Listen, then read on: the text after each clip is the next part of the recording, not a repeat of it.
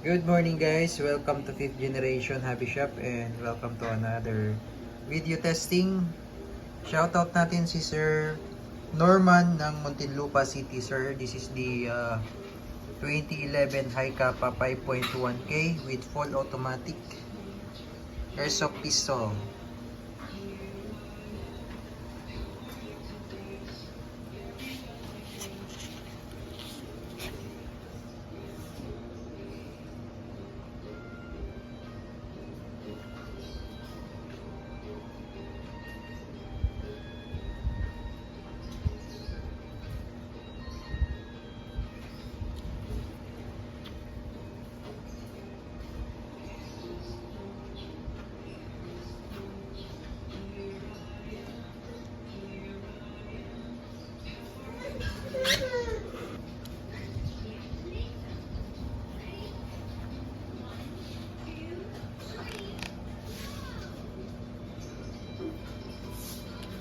So this is made in Taiwan. Airsoft pistol.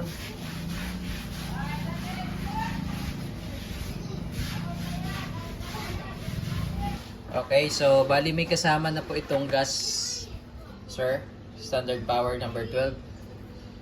At yung bala naman 0.23, 4,000 shots. At silicone oil.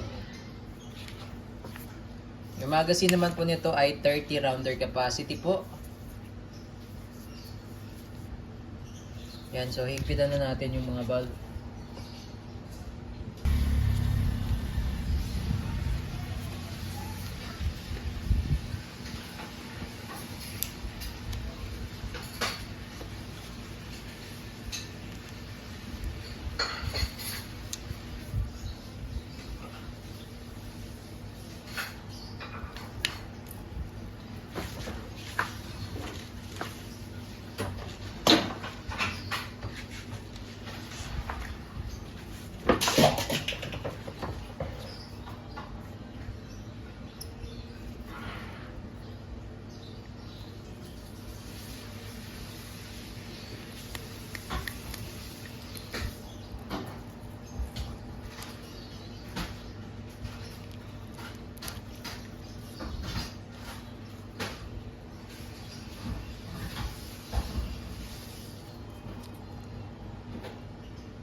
Ayan.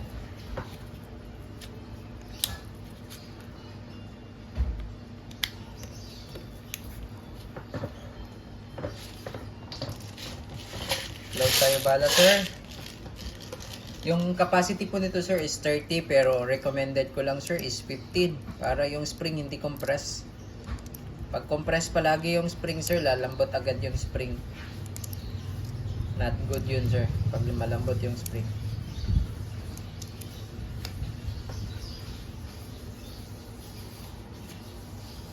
Ayan. So, testing natin yung semi and yung full automatic. Unahin muna natin yung semi-automatic and then full auto.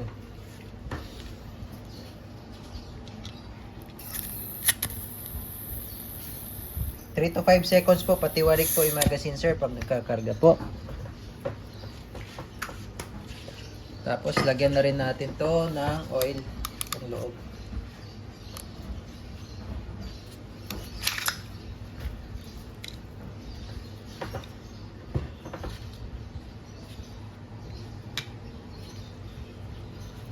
Ito lang naman po yung nilalagyan, sir, ng oil. Kung wala naman pong silicone oil, pwede po yung petroleum.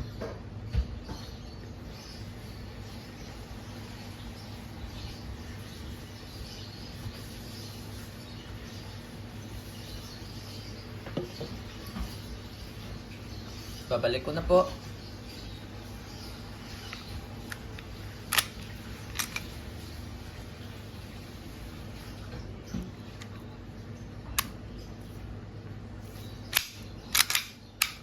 Ayan, so ito po yung switch para sa full auto and semi-auto. Semi-auto pag nakaangat, full auto naman pag nakababa. Tapos ito naman po yung manual safety. Check natin. Kailangan po ikasama mo muna, sir, bago mo siya malagay sa safety. Ayan. Safety off. Ayan. Tapos yun namang beaver tail. Ganun din, pag hindi nakadiin, hindi rin siya puputok. Ang ganda ng serrations na dito yung cut.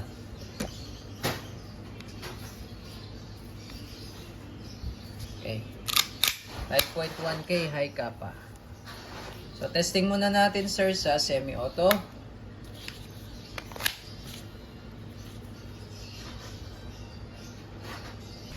Okay, semi-auto muna, sir. Nakaangat yung switch.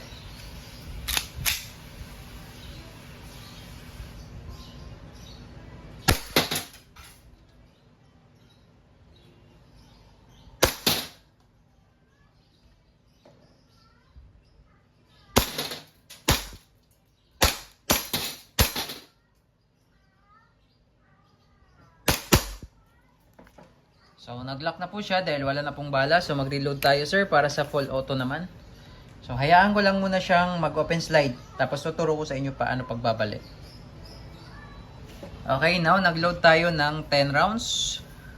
Tapos, naka-open slide lang siya. Insert the magazine. And then, ito po, itulak nyo lang po bahagya. Konti. Press down. Release.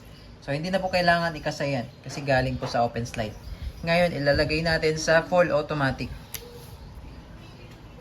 Full automatic. Firing.